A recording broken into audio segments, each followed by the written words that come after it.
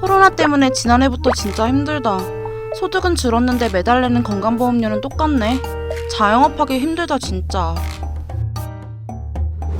개미야, 왜 한숨을 쉬고 그래? 친구야, 내가 올해 코로나 때문에 수입이 반토막이 났어. 근데 건보료는 똑같이 내. 빚내서 건보료 내게 생겼어. 난 회사 다니니까 해당 사항 없는데. 수입이 줄었으면 보험료 조정 신청을 해야지. 코로나19 확산으로 2019년 소득보다 2020년 소득이 크게 줄었다는 자영업자나 프리랜서 분들 많으실 겁니다.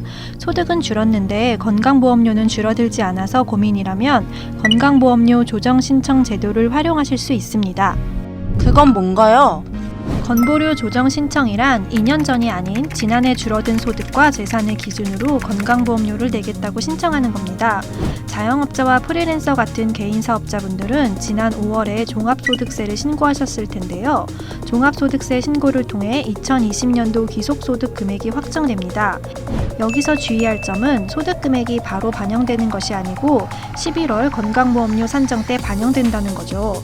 즉, 올해 5월에 2019년보다 2020년 개인의 소득이 줄어들었다고 신고해도 6월부터 10월까지 5개월치 건보료는 줄어든 소득이 아닌 예전 소득으로 계산됩니다. 맞아요. 진짜 억울해요. 이럴 때 건보료 조정 신청 제도를 활용하는 건데요. 여기서 주의할 점은 첫째, 건강보험공단에서 소득이 줄어든 자영업자나 프리랜서에게 따로 조정 신청을 하라고 알려주지 않는다는 점, 둘째, 지난해 소득과 재산이 감소한 경우에만 혜택을 볼 수 있다는 점, 셋째, 7월 중에 신청해야 6월분 건보료까지 소급 적용이 된다는 점입니다. 7월이요? 지금 8월이니까 한 달이나 지났네요. 저는 지금 조정 신청을 해도 7월에 신청한 사람보다 손해를 보겠군요. 다음엔 꼭 적어뒀다가 제때 신청해야지. 네, 7월에 신청하는 게 참 중요합니다. 7월에 신청하면 6월분 건보료까지 소급 적용이 되거든요. 하지만 8월에 신청하면 다음 달인 9월분부터 건보료가 인하됩니다. 그러니까 7월에 신청하면 6월부터 10월까지 5개월분 건보료를 아낄 수 있죠. 하지만 8월에 신청하면 9월부터 10월까지 2개월분만 적용됩니다. 그럼 건보료 조정 신청은 어디서 해요? 잠깐, 개미씨 침착하세요. 먼저 소득이 줄었는지 소득금액 증명원을 발급받아 확인하세요. 소득금액 증명원은 7월부터 발급받을 수 있어요. 국세청 홈택스 사이트 읍면동 주민센터 무인민원기를 통해 발급받으면 됩니다. 그 다음 건강보험공단 콜센터에 전화를 걸어 조정 신청을 하시면 됩니다. 상담 이후에는 팩스 번호를 안내받아 관할지사로 팩스를 보내고 전화로 다시 수신 여부를 확인하시면 됩니다.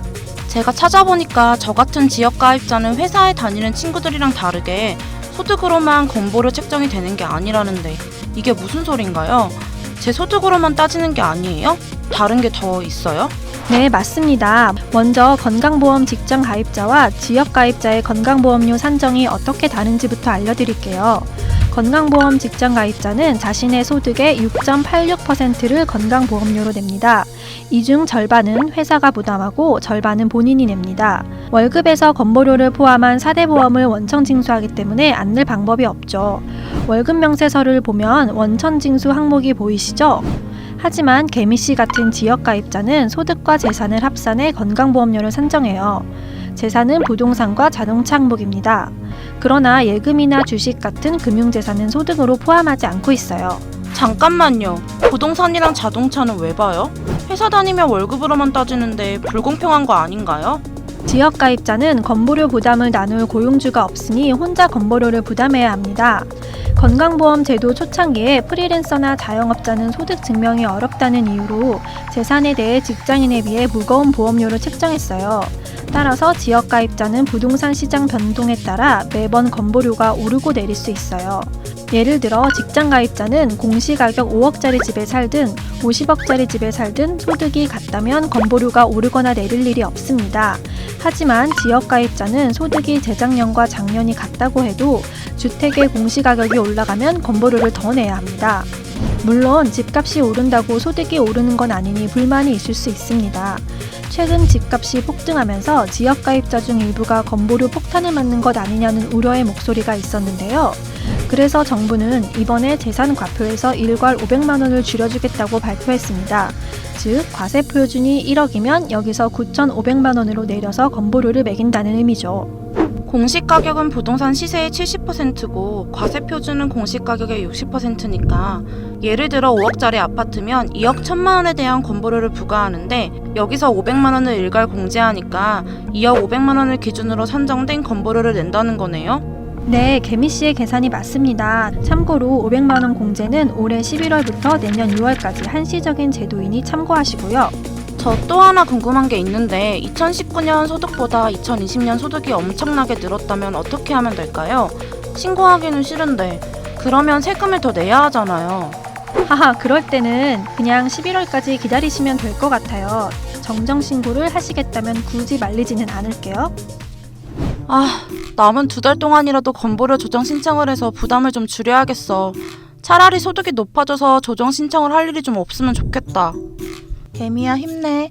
자영업자 화이팅. 나도 회사 나오면 창업할 건데 그때 나한테 많이 알려줘.